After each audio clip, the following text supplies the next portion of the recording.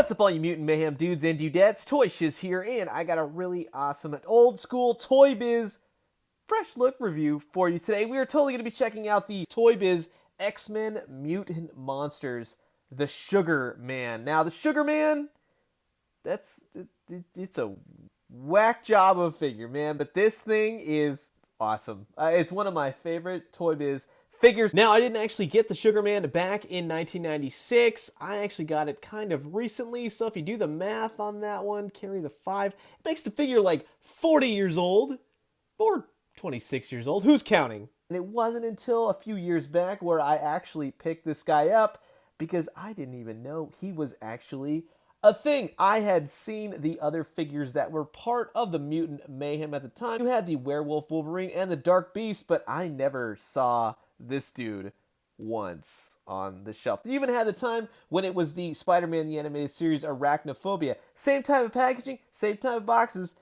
I never saw the Sugarman, and for whatever reason, if you want to go to gizmodo.com, they list him as one of the 13 most pointless action figures ever made. Gizmodo, if the editors or whoever's in charge is listening, I am available to write good articles on action figures. Just FYI. Because how could you ever call something like this one of the worst figures ever? Come on. Hey, look at this thing. Really? I mean, look at him. So we're going to go over this figure, the Articulation, his super secret mutant power.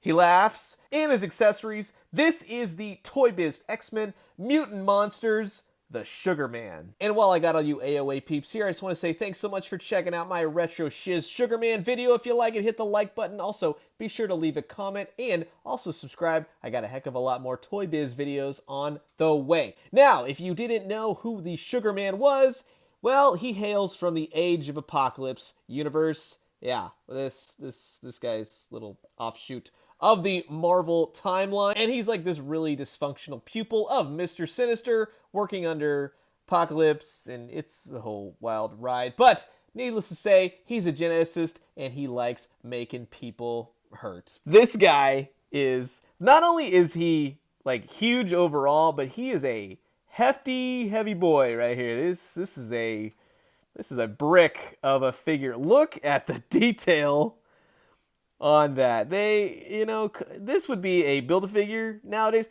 And one thing I will say, he fits in rather nicely with Marvel Legends figures.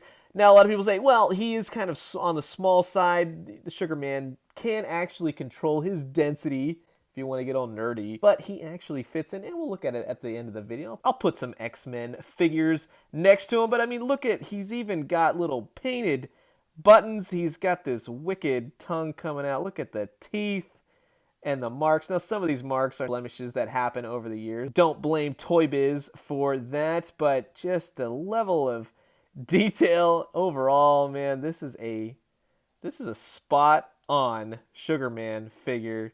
So deliciously 90s, right? I mean, they paint the straps and the bombs, everything, even the little, the rivets for that type of belt. He's got stitching right there. They painted that.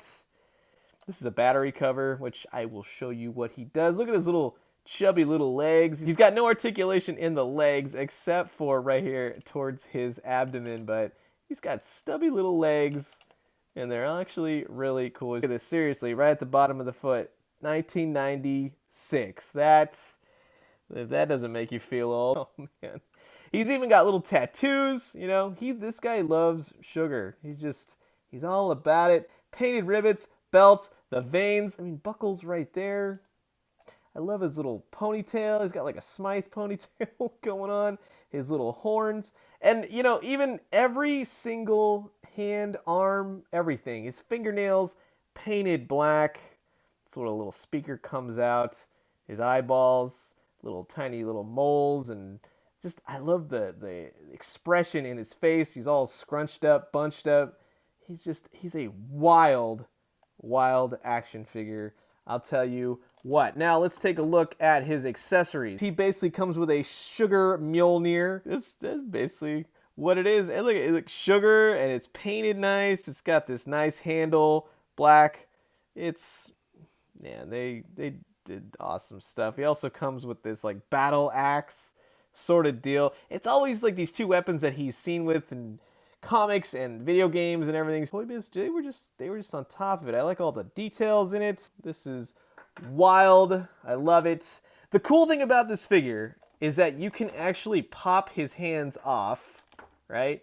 And you can switch them out. You can put, like, if you wanted to put it up here, and then you could put his little sugar thing right there. Up here, he could hold his axe, so you can get him into all kinds of crazy Sugarman poses. Other articulation for the figure is that he has articulation at every shoulder, so it will go up and down and all the way around. Some of the joints on mine have become loose over the years, but he also has rotation at his wrists, arm, these kind of go up. There's no rotation or any articulation at the elbows, but still, you can get him in some rather nice poses, especially with just being able to switch the hands around. But saving the best for last, his mutant power gimmick. If you push this little lever right here and direct your attention right here to the face, you push it down.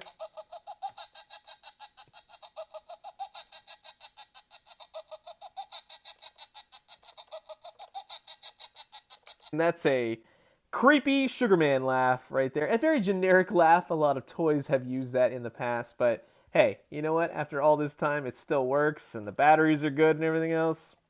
I'll definitely take it. And then just to pull out some other Age of Apocalypse figures, we got the big Mag Daddy himself, Apocalypse, the Sugarman, and now one that I'm actually considering using for my display is just the Dynaslick Beast, but kind of a dark beast, and he is a known associate of the Sugarman, so you can kind of display him every which way. Maybe lose the yellow belt. I'm not one for painting figures and doing all that kind of stuff, so I could just use my old creativity melon on that. So he could be a dark beast. He fits it. He looks very beasty. I actually like this. And as you can see, he fits in rather well with the Apocalypse figure. And then just to have some fun and show it off, here he is battling a couple of the X-Men figures, Toybiz, and then also new Hasbro ones. He's a great looking X-Men baddie, and again, you really can't go wrong with him.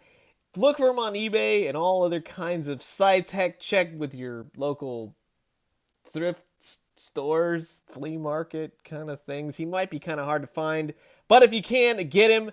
He is a great figure to have. So what did you think of this retro Shiz look at the Sugarman? Comment below, let me know. Let's talk some toys. I'm going to leave you guys with that. As always, drink some great coffee, eat some great food, but most importantly, collect some old Toybiz figures, because you may not know when they may actually fit in quite well with your modern day action figures. And when you do, let me know what you found. I'll talk to you guys soon. Adios.